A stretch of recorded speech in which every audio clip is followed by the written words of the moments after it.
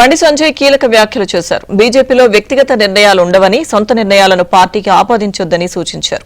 పదవుల కోసం ఏనాడు తాము పాకులాడలేదని చెప్పారు. వ్యక్తిగత నిర్ణయాలు అనేటివి ఉండవు.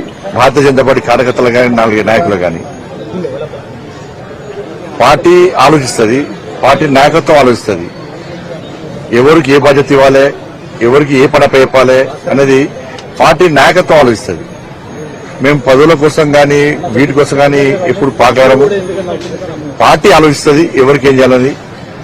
కాబట్టి పార్టీ దగ్గరకు పోయి నాకు ఇది వద్దు అది వద్దు అనేది భారతీయ జనతా పార్టీ ఒక క్రమశిక్షణ పార్టీ. కానీ వ్యక్తిగత నిర్ణయాలను పార్టీ మీద రుద్దే ప్రయత్నం ఎవరు కూడా చేయం. పార్టీ ఆదేశాన్ని పక్కా శిరస వహిస్తాం.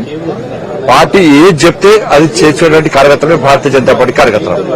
కాబట్టి ఇటువంటి అన్ని కూడా దాని మంచిగా మళ్ళీ రిక్వెస్ట్ చేస్తున్నారు, దయచేసి ఇటువంటి రాయకండి. ఎందుకంటే మీరు కాంగ్రెస్ పార్టీని, బీఆర్ఎస్ ఇతర పార్టీలను చూసి అట్లనే మా పార్టీ అనుకుంటున్నారు.